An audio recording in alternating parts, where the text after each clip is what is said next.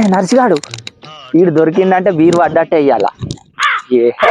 అరే నర్సి ఏందిరా? అరే మామ నిన్న మిర్చిలు తినిపించిన గుర్తుందారా?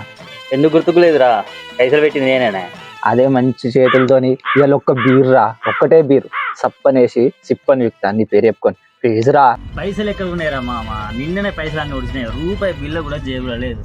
కానీ పైసలు వచ్చే పని ఒకటి ఉన్నది, చెప్పాలి ఒక గంటలనే వస్తాయి. ఏంటిదిరా అది? మరి ఏ తాటనే పోదాం మరి. అరే గసంటి పని అయితే నాకు మస్తు ఇష్టం, పోదాంపా.